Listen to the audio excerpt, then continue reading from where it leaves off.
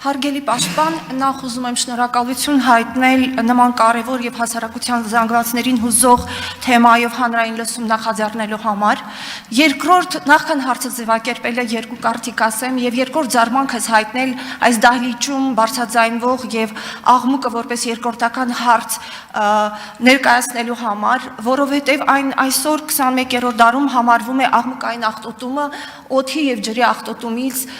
ոչ պակաս կարևոր։ Աղմուկային աղտոտման հետ կապված բավականին հետազոտություններ եղան եւ անձնապես նաեւ բախվել ենք այդ հարցերի հետ եւ եկել ենք այն եզրահանգման, որ այն հրատապ է եւ բավականին իր կարգավորման խնդիրներ ունի։ Հարցը ձևակերպեմ այսպես, որ այստեղ դահլիճում հնչեցին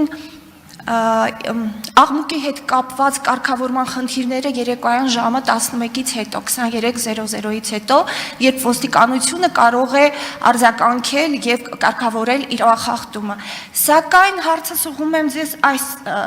ձևով. ինչ կառուցակարգեր եք պատկերացնում առավոտյան, երեկոյան եւ ցերեկային ժամերի աղմուկի հետ կապված, քանի որ այս դեպքերում, երբ որ քաղաքացիները դիմում են ոստիկանություն, ապա նրանք գործիքակազմ չունեն եւ հրաժարվում են որևէ միջամտություն կայացնելուց։ Շնորհակալություն։ Շնորհակալ եմ շատ հարցի համար, ըստ էության անդրադարձակ մի հարցի, որը երևի թե ամենախնդրայիններից է այս ամբողջ ոլորտում եւ նաեւ հենց այդ հարցի խնդրային լինելն է պատճառը, որ ես առաջարկեցի, որպեսզի մենք պարտադիր առաջ շարժվենք համապարփակ օրենսդրական զարգացումներ, համապարփակ օրենսդրություն ունենալու ուղղությամբ, որովհետեւ հակառակ պարագայում մենք ըստ էության չենք կարող ունենալ պատշաճ հնարավորություններ խնդիրը լուծելու համար, բայց այստեղ կարծում եմ գործիքակազմը առաջին հերթին հետևյալը պետք է լինեն։ Նշեցիք ոչ գիշերային ժամերին հնչող աղմուկի մասին, բայց մեր, ինչպես ես նշեցի, դիմում բողոքների քննարկման արդյունքում պարզվել է, որ նույնիսկ թույլատրելի ժամերին հնչող աղմուկն է մակարդակը գերազանցում, եւ շատ դեպքերում այնպես է մակարդակը գերազանցում, որ մեր դիմումատուները պատմում էին, որ իրենց տանը նույնիսկ հնարավոր չէ պարզապես զրուցել միմյանց հետ, հատկապես մոտ գտնվող շենքերում։ Եվ այս իրավիճակներում ըստ էության շատ կարեւոր է, որպեսզի վերահսկողական մեխանիզմները շատ պատշաճ գործեն եւ նաեւ հնարավոր ռեսուրսները բավարար լինեն վերահսկողական մեխանիզմները գործադրելու համար, ինչը միանշանակ չափազանց կարեւոր է։ Երկրորդը շատ կարեւոր է, ինչպես նշեցի, ունենալ նաեւ օրենսդրական արգելքներ, որոշակի այդ թվում օրվա ժամերի աղմուկի թույլատրելի մակարդակի հետ կապված, որովհետեւ օրինակ, ինչքանով կարող է նորմալ ընկալվել շաբաթ օրը կամ կիրակի օրը առավոտյան ժամը 6-ին իրականացվող շինարարական աշխատանքը